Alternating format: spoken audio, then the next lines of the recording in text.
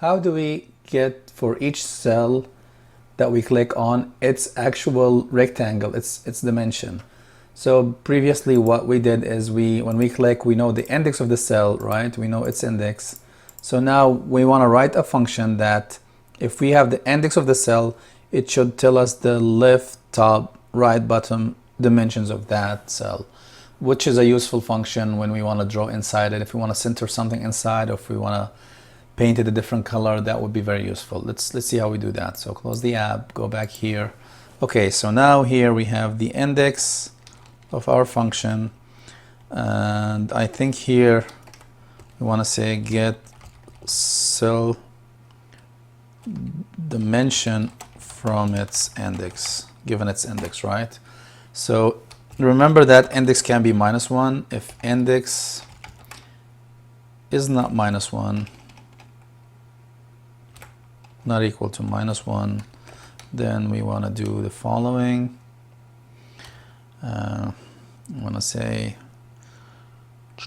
to get cell rectangle, get game cell rectangle. If we have a window handle and if we have an index of the cell, it should give us back a RC cell. Let's define here rect RC cell. As you can see, this function doesn't exist yet, so this is our task, is to build such a function. Let's go see how we do that. Go back outside the window proc, and then let's build a function like that. And this function takes a hwind, it takes an integer index, and it takes this is a rectangle pointer prect. Okay, so actually this should return a boolean because it's just like the get board return false in case of failure.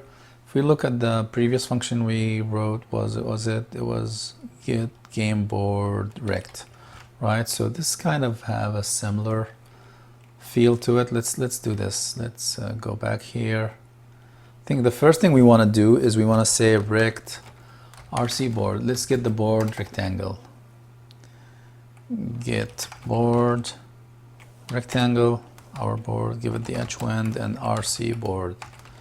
And if this function succeeds, then we can continue. So keep in mind, the other thing we want to do is always, it's a good practice to check input parameters. If the index is less than 0 or index is greater than 8, then we know we have a bad return. False, we have bad parameters. Somebody gave us a bad value. Maybe it's -1, maybe it's not a good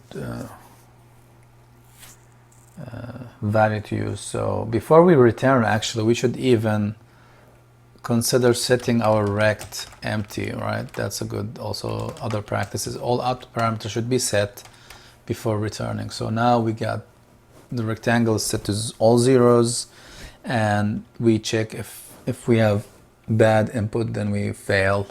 Otherwise, we get the board rectangle. So now, what do we get from the board rectangle? Let me just think about this, how we do.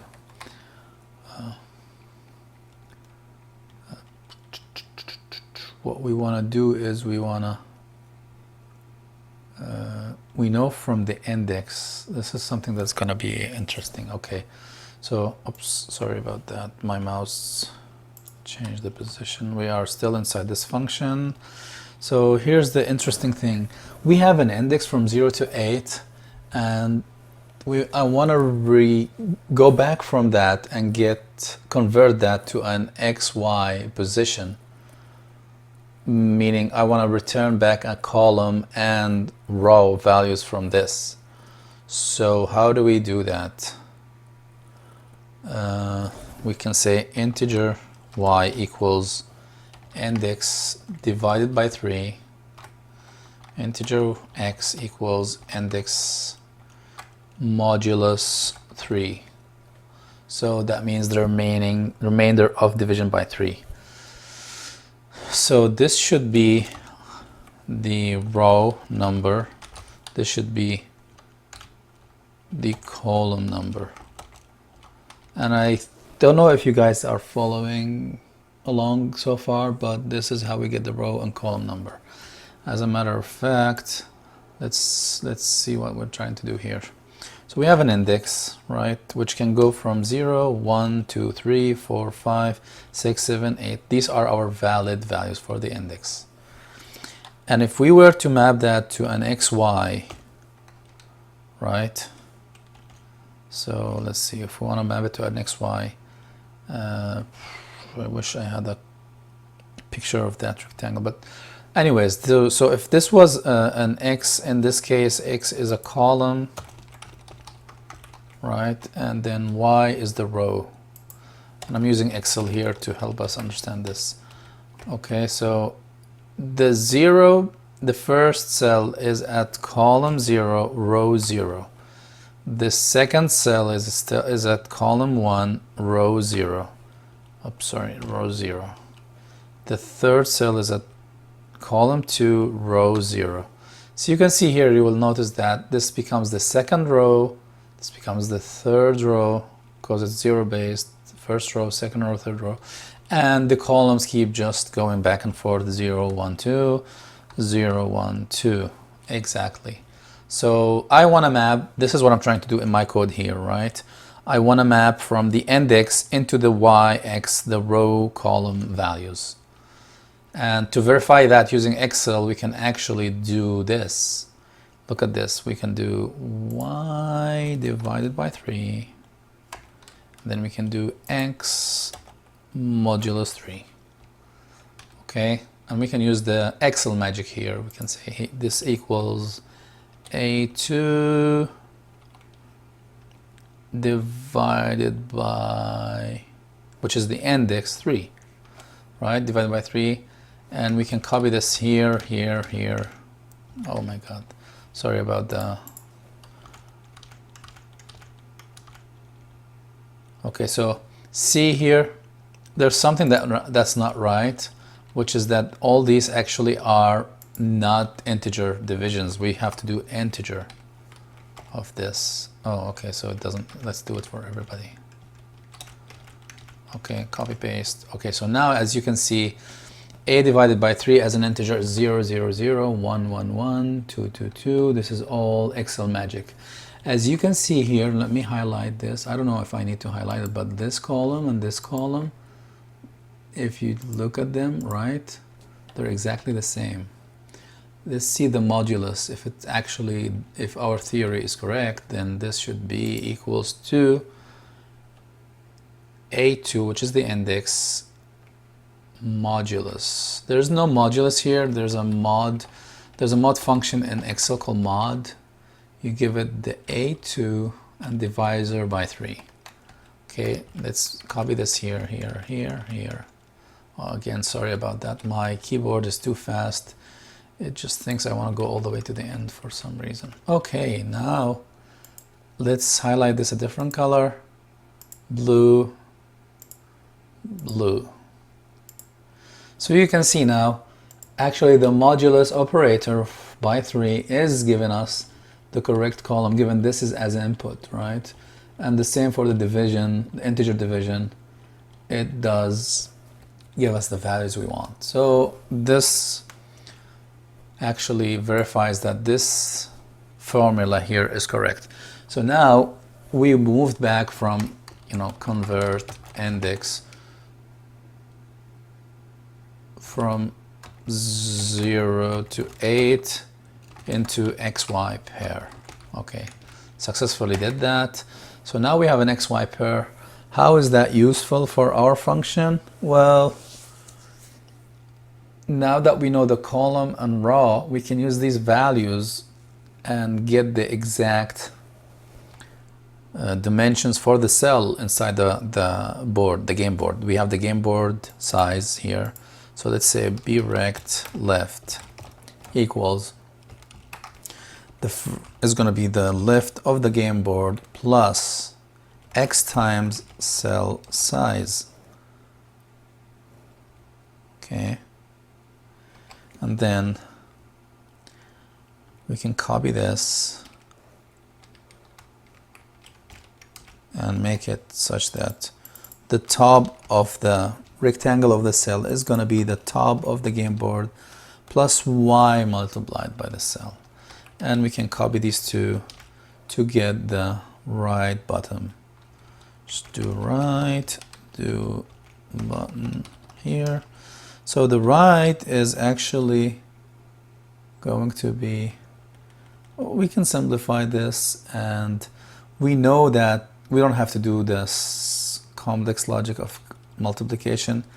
Each cell has a fixed size, so how about we do this?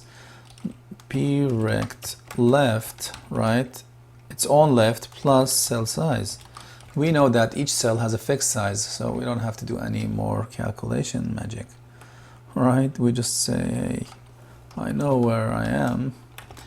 I just need to take the same value, add to it the cell size, and we are good to go. This is our cell. Let's just put these together and then return true. All right, so now we have a good function to call, and it's called getCellRect. So if we like to get the rectangle of a specific cell, we just call this guy. In fact, let's do that in our WM left button message. So let's go to WM left button message. Here it is. And then now we can say, oh, we're trying to do that initially. We say, if this function succeeds, getCellRect, give us the cell rect back. What do we want to do with it? Okay, we can say fill rect HDC address of RC cell, and we can give it a stock brush. Let's say h brush get stock object black. Is there a black brush? Oh, there's a black brush. Let's try a black brush just for fun. Oh, RC cell, I mistyped this, sorry. This is cell. All right, so now let's hit Control F5 on the keyboard to compile and run. If the code is right, we should be able to black out the cells we click. Awesome, this is cool. All right, so now we have got a really nice function. The only problem I see here is that actually maybe because it's black you won't notice. Okay, so now let's change the black brush with a white brush just to show you the issue that we want to try to fix. So hit Control F5 to run again. Okay, so now if I click here, as you can see now, it's actually somehow removing the black lines. So to fix this, I think we need to adjust. Let's close the app, go back here. We need to adjust this cell rect a little bit. So maybe we can here, this getCellRect function, we just add a little padding around to stay away from the border. So from left top, we add one pixel to the left top, and then we take out 1 pixel from the right bottom side. So let's do this, Ctrl F5 and compile run again, see if that helps. Okay, now as you can see, it's actually not messing up with the borders. Okay, so this is more like it. Let's keep it this way. I think that text that we have, if we go back here, this text out thing, we don't need this at this point. We can just comment it out. We don't really need it. So now where we are inside the left button, and what we want to do is we calculate the rectangle area of each cell that we click on and fill it out with a white brush. Just for fun, let's see how we can create actually something other than the get stock object brush. Let's say we want to have a blue brush, red brush. How do we do that? Well, that's easy. Let's go back here to where we have our global functions, constants. Here, global variables, I mean. Let's have an edge brush. Edge brush 1, edge brush 2. We can call them also like blue, red, whatever. I just want to do this for testing. So where do we create the new brushes? Ideally, you can create them anywhere in your app. I think the best way to create them is during WM create message. So whenever a new window is created, WM create gets called. And since this is the window procedure for our main window, we know this is going to be created on whenever we run the app. So WM create, let's create a new brush. So the way to do that, we call the Windows API create solid brush. And create solid brush actually needs a color ref, which is an RGB color. So we can use the RGB macro. Let's make this one red, 25500. Okay. Semicolon. We created the first brush, HBR. Let's copy this line and create the second brush, HBR2. And then let's make this one blue. So 255 on the blue. Okay, so now that we created, every time you create, allocate memory or create something, think about when, this is the best time to think about when do I really need to delete this object. So a create solid brush should be whenever we destroy this window. If you scroll down, you will find WM destroy. So here we can say destroy object, and this takes a handle to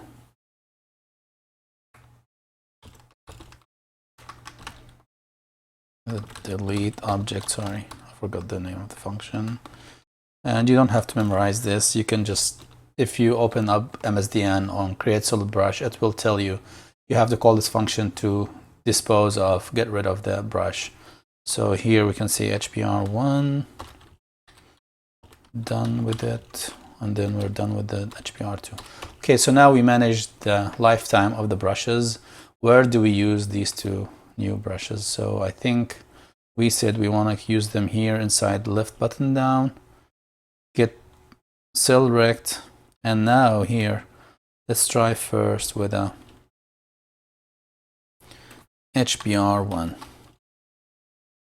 Okay, let's hit Ctrl F5 to run this. See how it goes. Now if I click, okay, so now we're turning it into red. Cool. But the thing here is that we're always using the same brush. What if I want to alternate between red and blue? How do we do that? Well, simply we need a variable, right? To say if it's player 1 turn, use red, player 2 turn, use blue. Well, that's easy. We can create a variable, a global variable here. And by the way, if you don't like the idea of global variables, another way to do it is you could basically say here static, right, integer, blah, right? That's another way to do it. Then this is similar to a global variable, really. But since we're using the global variable approach, let's just continue with that. In future videos, I'll show you a better way by using C++ classes, but right now we're just doing it this way. So now we want to say integer player turn equals initially 1. So let's say it's the turn of the first player. So we go back. Sorry for scrolling up and down so many.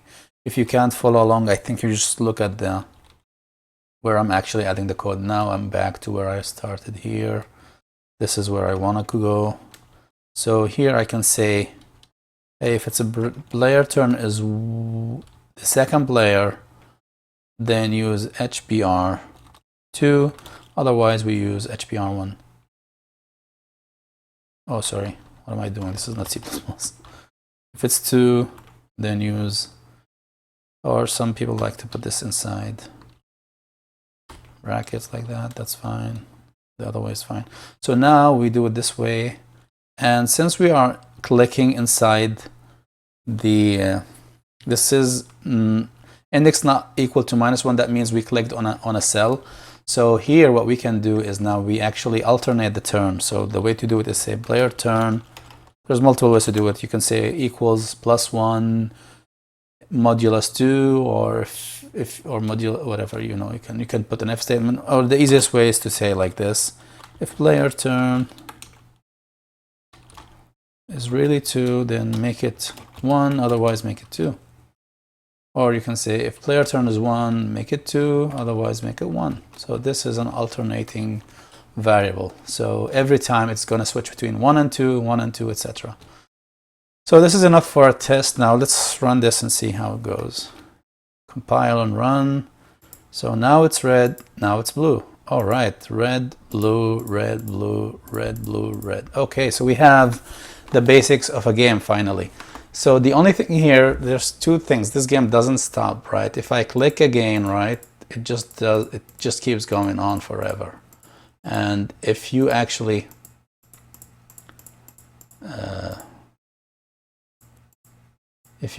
I was just doing, see, if you actually keep doing this, it doesn't know that the cell is actually occupied or not, and there is no end to it, right? You can just continue forever. So now we need to add more logic to actually make it, first of all, let's make it actually, if the cell is used, let's not try to change its color, right? Because this is an occupied taken cell. Only if it's an empty cell, then we can use it, right? So let's see how we do that. But so far, this is good. If you want to keep doing the game with colors only, that's fine. I think I have an idea just to do it with icons, with images instead of just colors like this, but it's completely up to you. If you want to stick to the colors only, that's fine too. All right, so that's it for now. Next, we will see how to actually prevent the player from actually clicking on a cell that's already taken and try to change it. All right.